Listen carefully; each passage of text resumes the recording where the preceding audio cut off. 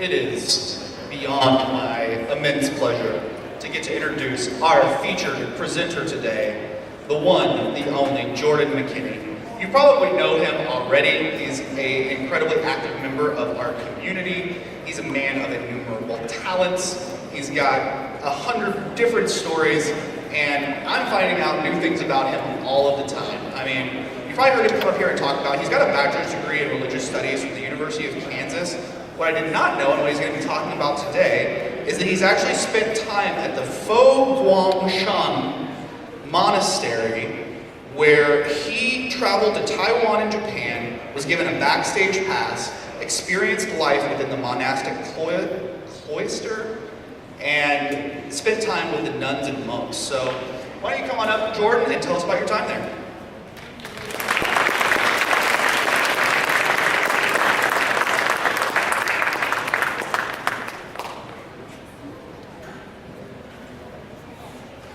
Thank you very much, Josh. Far too kind. Far too kind.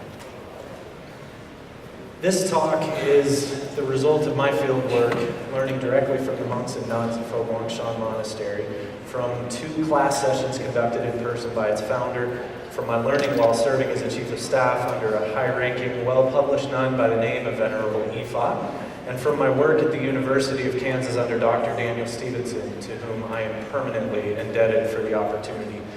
It also draws heavily on the work of scholars who spent years, compared to my months, embedded within the ranks of the monastery and in study of the contemporary Buddhist movements. Scholars such as Holmes Welch, Jian Kentang, Paul M. Harrison, Scott Pacey, and Stuart Chandler. I'll also add that any photos without a cited source are from my personal collection.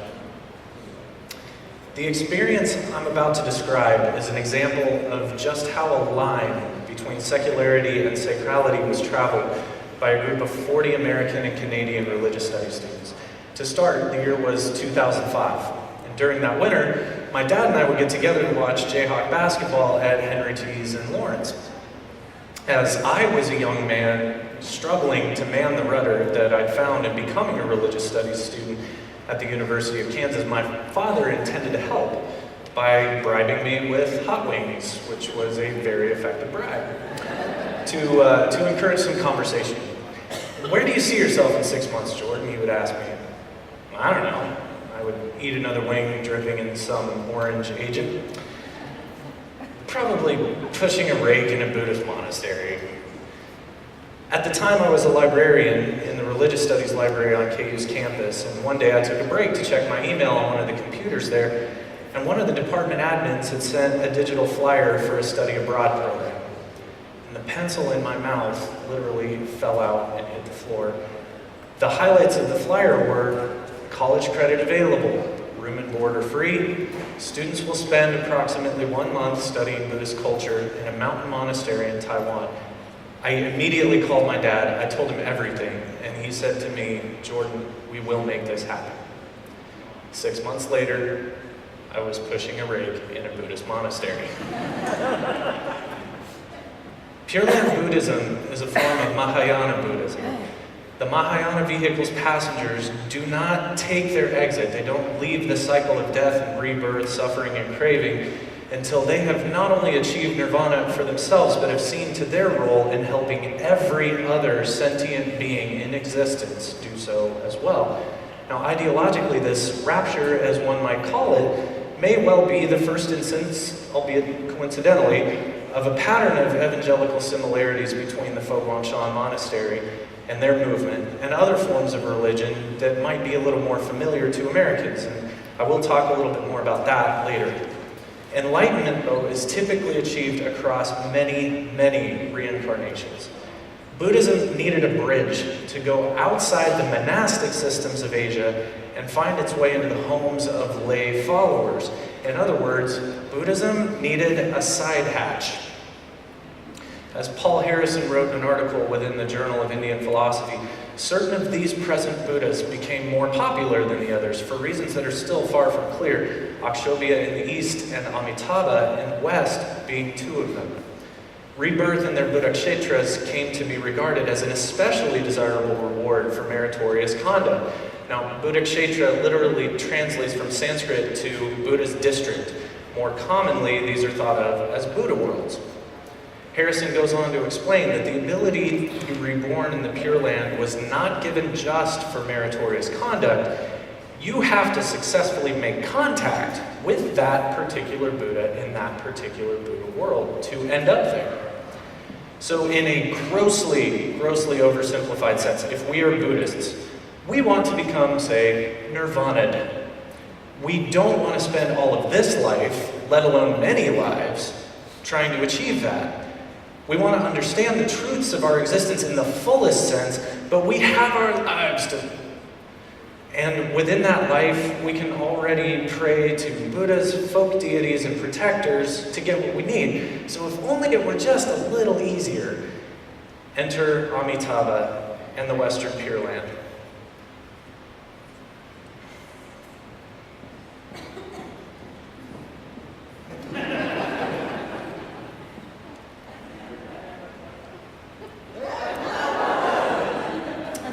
Sweet, there we go. By uttering Amitabha Buddha's name in a sincere, single-minded fashion, one can send out the call to Amitabha to facilitate a direct trip to the Pure Land upon death. And this is true even if the spoken word doesn't take place in deed or in heart until the very end of someone's life, sort of like a deathbed confessional or conversion. At that moment, the practitioner is greeted by a retinue of Buddhas to whisk the practitioner away to the Pure Land. Now, while the Pure Land is definitely treated in Pure Land Buddhism as a sort of heaven, it's not the final destination. In my studies, I was encouraged at times to think of it more as an airport. Now, in the many lounges of this airport, practitioners brought here are inundated with the words of the Buddha, his teachings, the Dharma, in every way. It is a paradise indeed, with birds that sing this Dharma, and winds that blow to the sound of this Dharma, and babbling brooks that, as you might have guessed, preach this Dharma with their every move and corresponding sound. Definitely sounds like heaven. It's the ultimate gym for training in the interest of becoming a Buddha, and therefore becoming best enabled to travel out of the airport magically from world to world, enlightening individuals and liberating them from the cycle of death, rebirth, suffering, and craving. Buddhism, in one show of its compatibility with modern science, does not believe that Earth is the only world. Rather, Buddhism treats the infinite stretches of the galaxy in a corresponding sense, that there are innumerable worlds. So the question, as the founder of Fo Guang Shan, Venerable Master Xing Yun, envisioned it, was how to connect Taiwanese and mainland Chinese followers, as well as the entirety of the people of planet Earth, to the Pure Land. His answer was to build it, right here on Earth in Kaohsiung, Taiwan. Xing Yun traveled to Dachu County in Taiwan in the late 1960s to scout the land for a monastery. He was already an accomplished monk with several published works to his name and a charismatic talent for attracting followers. Some of his followers were curious when he stopped the truck and indicated that this was the land for the monastery. They were so incredulous that they didn't even want to get out of the truck. I can't say as though I blame them. I have personally experienced some of the fauna of the island of Taiwan. Now, it's a place where, on the bright side, beautiful atlas moths grow to a wingspan of over a foot, and rhinoceros beetles grow to be about 6 inches long. But on the darker side, so do the cockroaches, and banana spiders feed on birds the size of our robins and blue jays. Believe me, it's a true experience to see the lengths a Buddhist monk will go just to see a cockroach out the door of your classroom without injuring it, because to them, causing such an injury would unravel years and years of dedicated, patient practice. Taiwanese bamboo grows thick and strong in densely packed groves. The fibers are like razors if they're not handled carefully, and it's notoriously hard to clear. But Xing Yun and his group set to work and cleared the area, and he was finally able to see the land without obstacle that would end up being his mountain monastery. The primary problem was there was no mountain. So 5,000 truckloads of earth and countless hours of labor in the relentless heat and humidity of the island, and Xingyun's vision was raised up into the sky. And thus, Buddha's Light Mountain, or Fo Guang Shan, was born out of the dreams of a single man. Taiwan, through several developments, became an oddly fertile ground for Pure Land Buddhism. Monks from mainland China planted the ideological seeds.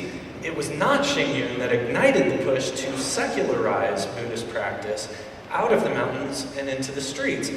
Taking monastic vows and practicing meditation for enlightenment had previously been the province of monks who were behind the walls of their monastery or their hermitage. And these monks that came from mainland China to Taiwan to start a whole new movement, they pushed Buddhist austerities into daily life through mixtures of Chan, which is Zen and Japanese, and work, just plain work, serving the public.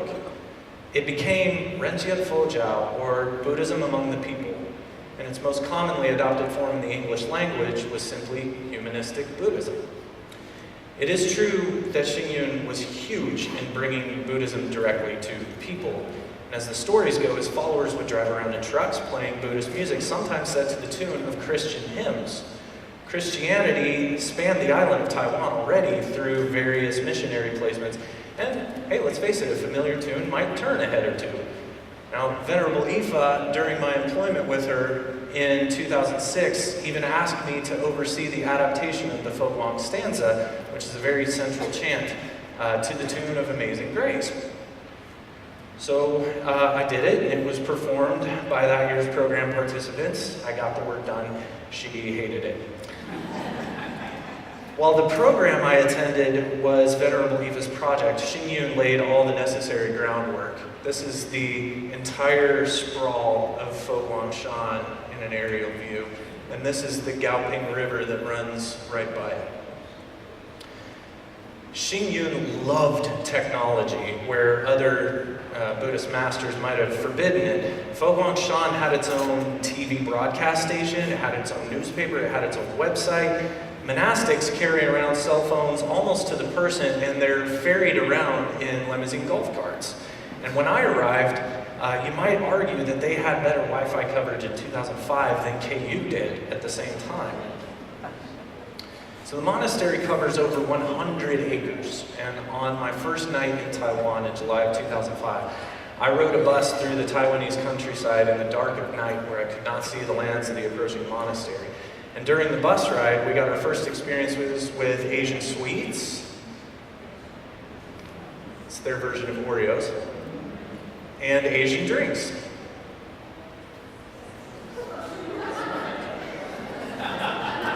It's not literally made of sweat. It's what you're going to turn it into eventually. So, we arrived at 3 o'clock a.m. local time, and we had a few short hours to try to sleep before we were woken by the sound of the board. Now, alarms and bells aren't used in the monastery to prepare for the day or some meal or some ceremony. Instead, they use a mallet to strike a board or a wooden fish. Now, we had classes from Harvard PhDs, nuns, and monks. Classes ranged from studying Buddhist texts, or otherwise known as sutras, to Buddhist music and attire, to calligraphy. And in this photo, I have written my layman nickname, which is Sheng He. As it was, on the monastery grounds, the nuns had a horrible time trying to pronounce Jordan. It's the OR sound. It just doesn't work with kind of their phonetic language. And so my calligraphy teacher and I broke it down. And we said, well, what does your given name mean? Well, it means like a river, Jordan, River Jordan. So we decided to work with like a river instead, and that roughly approximates in Mandarin Chinese to Sheng He. And we were afforded the chance to interact with nuns who compose roughly 80 to 90% of the monastery's personnel. They absolutely delighted in teaching us words in Mandarin for daily usage, and they guided us from place to place over the grounds of the monastery over hundreds of acres. And as students, we participated in ceremonies that other lay people would not normally engage in. As a result, though, I also witnessed some things that were not meant for my eyes and had some conversations that would not likely be publicly sanctioned by the monastery. I witnessed on multiple occasions nuns sneaking a chance to hold hands in a setting where physical contact is almost strictly relegated to ceremonial functions. Lay people are generally not allowed to make contact at all with a monk or a nun, even shaking hands. From a private conversation with a nun, though, I did learn that homosexuality does indeed exist within the monastery, but certainly if the master or a ranking member of the leadership were ever to find out, the consequences would be thoroughly dire. I also learned that, in one sense, all monks and nuns are essentially transgender. In the physical sense, monks and nuns' quarters are absolutely strictly divided by gender, but in the spiritual sense, every monastic is essentially agendered. We took our breakfast in a visitor's dining hall. The food was absolutely amazing. All vegetarian meals, new spices, new flavors were set in front of us. As it happened, I also apparently had to go halfway around the globe to discover the magic of Nutella. I had it for the first time in the monastery. We took our lunch and our evening meals in the dining hall, which is an enormous room with no central pillars. On ceremonial days, the abbot would sit in a chair in the middle of the hall. Our first day's lunch was a bit of a quandary, though, and certainly many of us thought that we were being pranked as we sat there in our cream white uniforms and were served this. It's purple dragon fruit, and we were only given chopsticks to use as eating utensils. And so, as we were sitting there in our, again, cream white uniforms, picking at the dragon fruit with our chopsticks, we were flicking purple juice and black seeds all over our uniforms. We must have looked really stupid. But we did learn that it is sometimes okay to use your hands during the meal. So we meditated and meditated and meditated, and then we meditated some more. Every morning began with Tai Chi. Venerable Master Xing Yun had commissioned a form to blend Tai Chi and Chan meditation to be able to offer that exclusively on the grounds of the monastery. And so we would do that. We would spend about generally 15 minutes doing our motions, if you will. And then after that, we would sit in meditation. And then we would attend class. We'd have a brief break, we'd meditate, and then we'd go to lunch. After lunch was walking meditation, which was followed by seated meditation. We would attend class again. We'd have a short break from the oppressive heat and humidity, attend another class, then meditate. And after meditation, we would have the option to take an evening meal. After the evening meal would come walking meditation, then an evening Dharma talk, then evening ceremonies. We would study until about 11 o'clock p.m. Then we'd have about an hour to wash our laundry by hand on the roof. We would use powder, soap, hand brushes, and electric spinners. And then we would have to hang our clothes to dry. We'd have to collect them first thing in the morning, or they'd get blown off the third story of the dormitory onto the ground below. And on occasion, the monastery's main chiller it provided air conditioning to our dormitories. It would break down. So we'd be cast into muggy, sweaty, close air throughout the day. But on those days, we would be refreshed by additional deliveries of mangoes, literally the size of footballs, and banana milk, which is absolutely amazing. It comes in little tiny cups.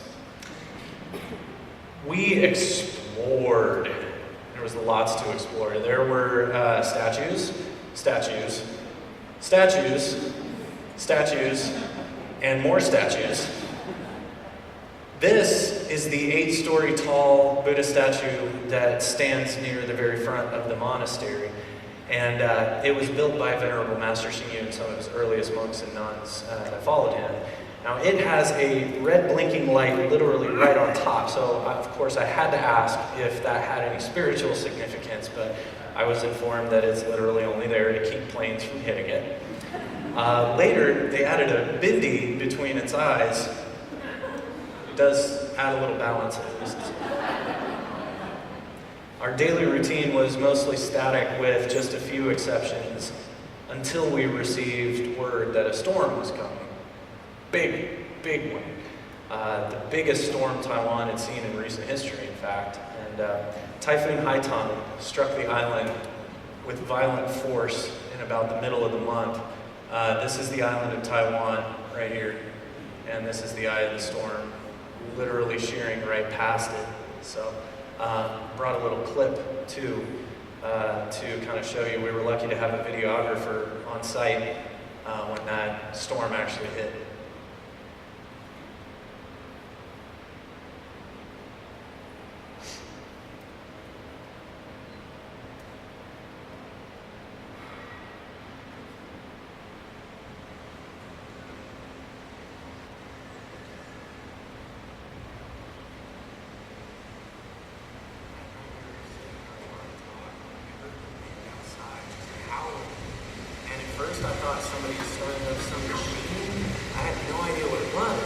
then somebody next to me whispered to me, they're like, is that the wind? We're like, oh my gosh, it is. And we went outside and the wind was blowing, the air felt cold. And that was the first time since I got off the plane that the air was cold.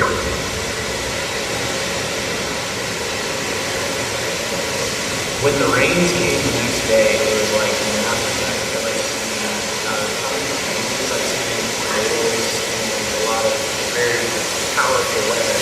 But this typhoon was just so all-encompassing.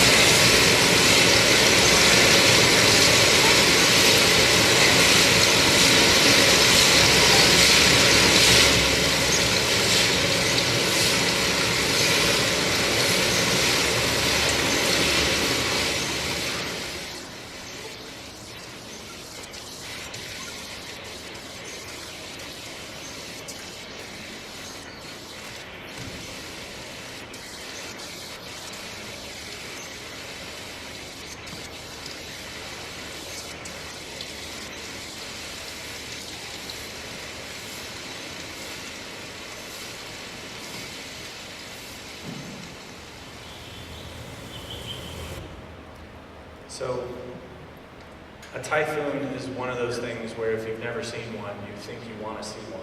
You're really kind of excited to experience this thing that you've heard so much about in the news. We all heard, not even a month ago, another gigantic one, even bigger than Haitong, actually hit the island of Taiwan. There was another group of students from America and Canada going on roughly the same experience I got to go on. And they were all fine. They all made it out okay. But you want to see one until you see one, and then you do definitely realize that it's an unbelievable force. The garden was one of my absolute favorite places to walk in my free time, and it was beautiful, it was green, it had koi ponds, it even had geysers.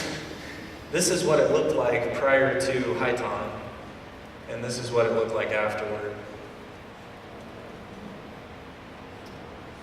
So, there were many graceful distractions, though, during that trip.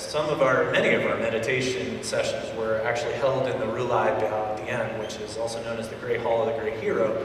Now, the walls of this hall are lined from bottom to top. This is kind of hard to see. It's a very grainy picture. It's very dark, but each and every single one of these little dots that you see is a Buddha statue.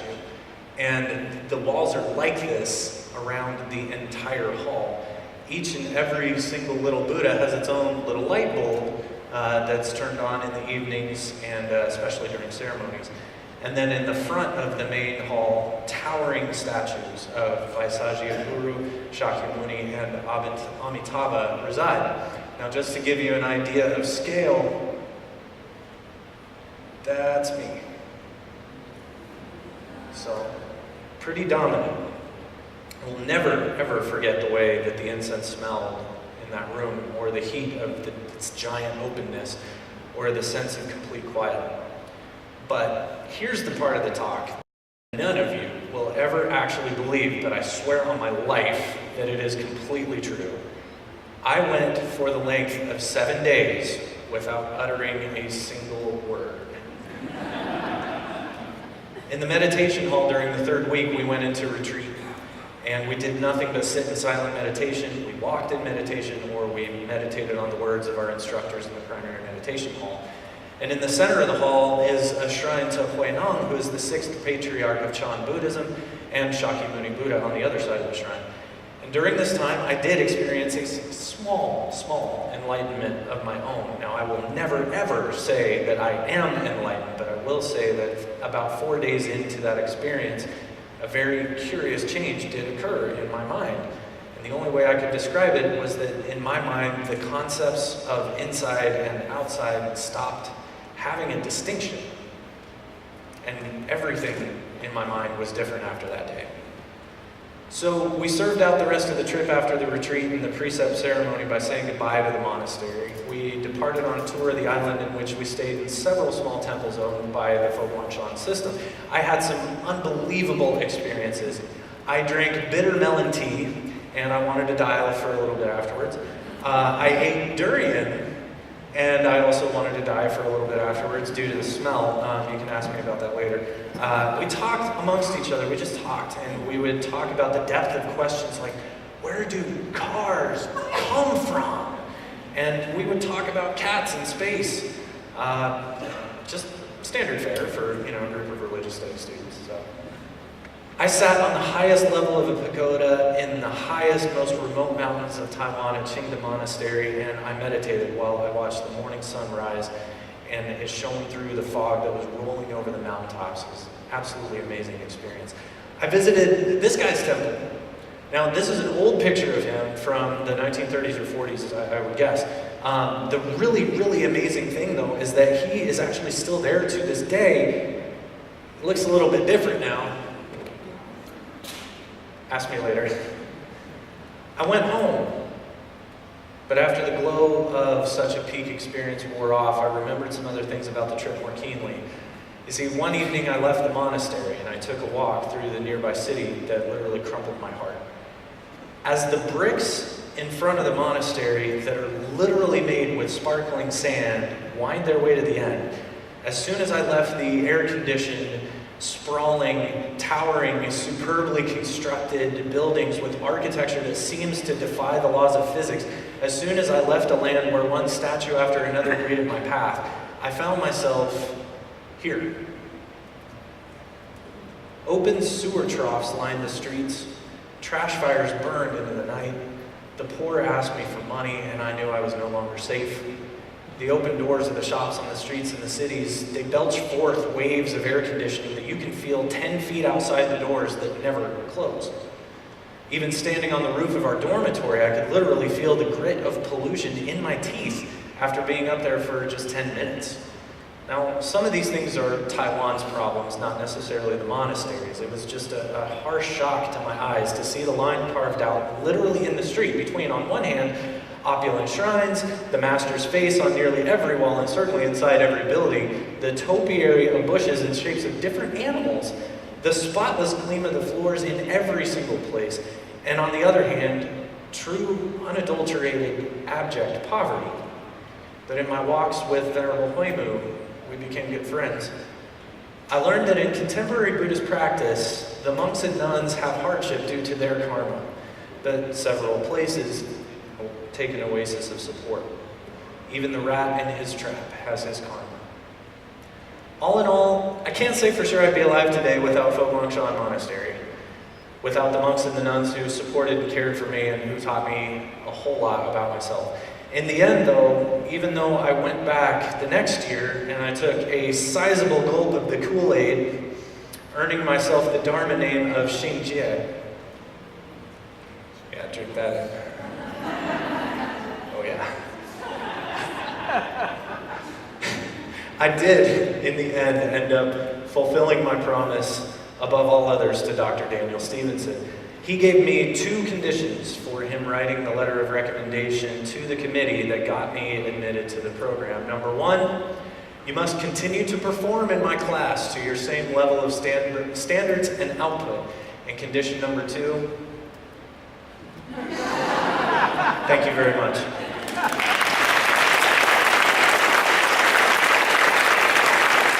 Thank you, Jordan.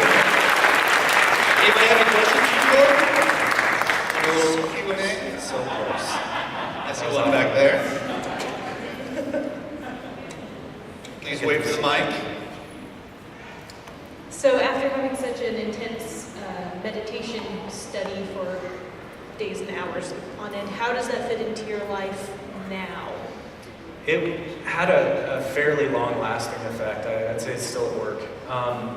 The interesting thing about meditation, and what, frankly, it makes me a petty person, I admit it, but American pop Buddhism tends to aggravate me more than me actually appreciating it, because not everybody's like this. I mean, like Remade, they're doing some really amazing things, and they are really helping people understand meditation. But when people sell meditation, they sell you on self-satisfaction, and that's not the goal of meditation. It never was.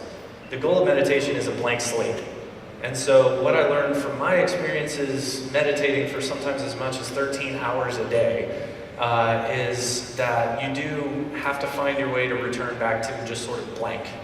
And once you do kind of achieve that, it's a lot easier to get back to. Unfortunately, that to me also sends a lot of profits to the way of these, sort of pop Buddhist groups that are, making thousands of dollars on a single weekend of meditation retreats and things like that, to essentially have you go there and sit. There's a very, very fine line. It's tough. I'm really opinionated about it, but my training has taught me to simmer down and let it go.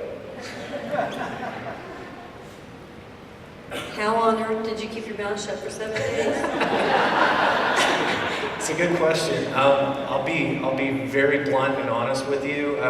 There was sort of a black market trade of scribbled notes and things like that the students would send to each other, especially between the guys' side of the hall and the girls' side of the hall after things were over. And then honestly, when you have all that kind of pent up, you can't sleep. The first couple of days you really can't sleep. Your mind is just buzzing. And so there was also a black market trade in Tylenol PM. Just That a helps. follow-up question on that, Jordan. Yeah. Do you remember the first thing you said when you started speaking again? I have made many mistakes. The guy who led our meditation retreat was like the third ranking member of the whole organization. He came and he personally supervised our meditation retreat, and every single person had a chance to speak. And so when they handed me the microphone, I remember that being the very first thing I said. I have made many mistakes. And it was true. Too much Tylenol PM. 2 questions. Can you re-enter a state of enlightenment whenever you want to? And what are our chances of getting purple dragon fruit in Kansas City? Okay, question 1. Yes and no. I've mentioned this in one of my community moments before. There's sort of a half parable about the canoe, which is that you use the canoe to cross a certain river in your journey. But when you're done, you don't sling the canoe on your back and carry it across the lake.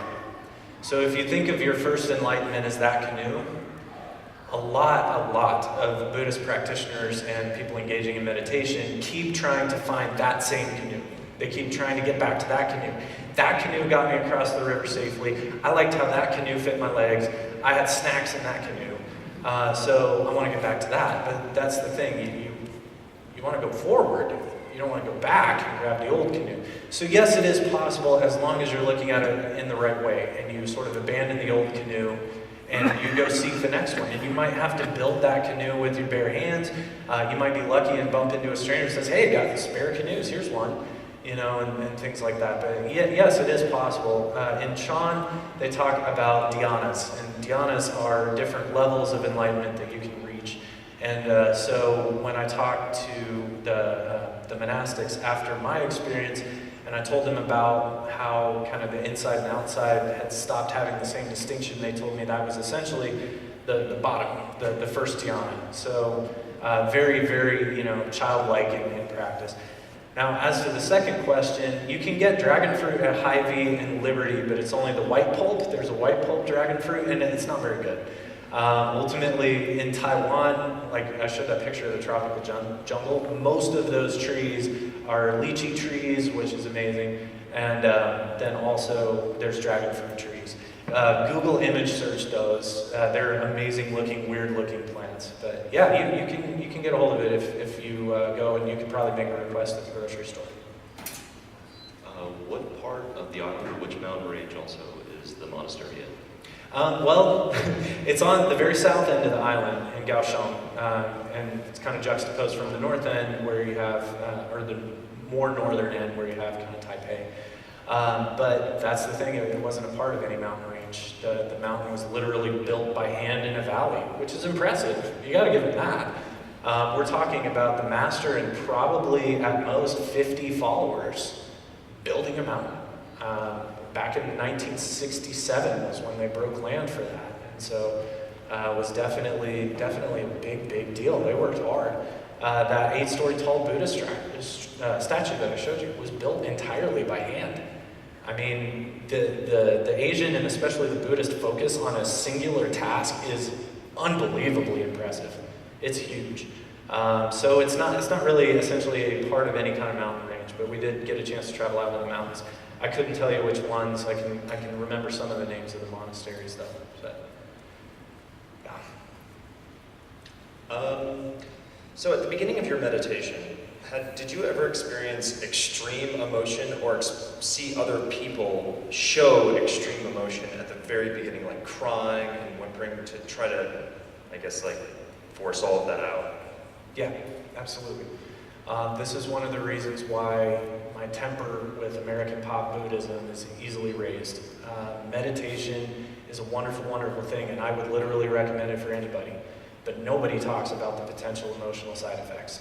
When you start digging through the layers of your feelings, when you start digging through your thoughts, ultimately you do uncover things. You uncover insecurities about yourself, you uncover anger that you have for other people in your life that you may still love immensely, but you're just furious at them for something they said or did to you. And as you start peeling back those layers and getting closer and closer to that blank slate I mentioned before, it's a tough experience. We did lose people during, not dead, but we did lose people during the meditation retreat. Some people did have to leave. It was just a huge, overwhelming experience. And that's why I get mad anytime I see anybody trying to pitch a weekend meditation retreat as a chance at any kind of enlightenment. Because those people then are buying into that, going for the ultimate goal. I'm going to get enlightened, I'm going to feel great, I'm going to understand the universe. They don't even understand the first thing about themselves. I did not understand the first thing about myself when I sat down in meditation retreat. It is immense and it is powerful. I cried. Lots of people cried. So yeah, absolutely. And it's not a shameful thing. It's absolutely part of the grieving process for wounds you didn't even remember you had. Thank you, Jordan. I'd like to keep Q&A going forever, but we're going to have to wrap it up. But Jordan is always here. If you have any questions, feel free to talk to him. Everybody, big round of applause.